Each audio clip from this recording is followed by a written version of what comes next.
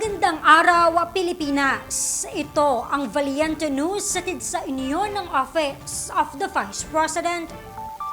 Sako-sakong basura ang nakolekta ng mga kawani ng OVP Cebu, Bohol and Siquijor Satellite Office kasama ang ilang volunteers sa inilunsad na clean-up drive ng tanggapan sa Barangay Dumlog, Talisay City, Cebu.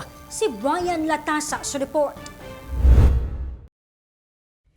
Di lamang limitado sa pagtatanim ng mga puno ang pagbabago A Million Trees campaign ng tanggapan ng pangalawang Pangulo. Pinalawig pa ito sa pamamagitan ng pagsasagawa ng Coastal Cleanup Drive bilang pakikiisa sa mga hakbang upang mapangalagaan ang inang kalikasan.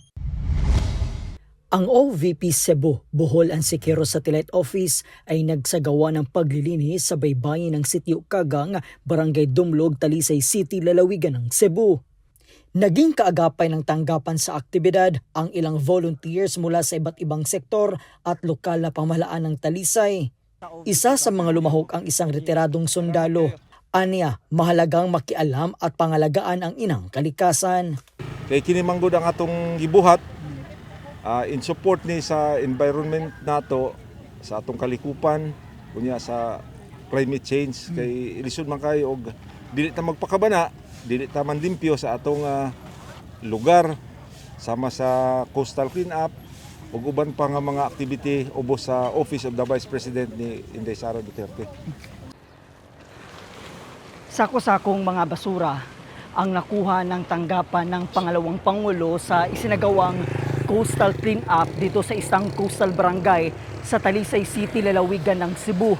Tulad ng mga bottled waters, mga pinagbalutan ng chicherya at kung ano-ano pang mga basura mula sa dalampasigan. Ito'y alinsunod pa rin sa mas pinalawak na pagbabago A Million Trees campaign ng tanggapan ng pangalawang Pangulo sa pamumuno ni Vice President Inday Sara Duterte.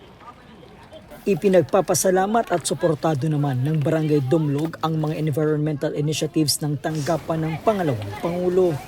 So kami mapasalamaton kaayo mi sa mga sectoral groups labi na gyud sa Office of the Vice President nga mao'y nag-initiate og nagpili sa ato ang barangay nga diri ta mag-conduct og coastal cleanup.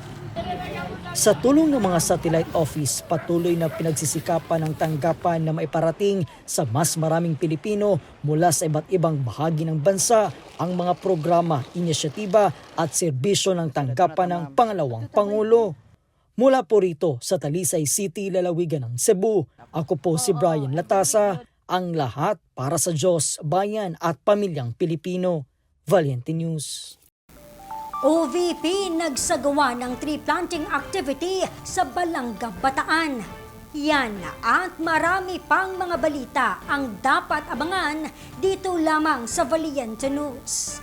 Ako si Claudette Loreto. Mahalin natin ang Pilipinas. Maraming salamat.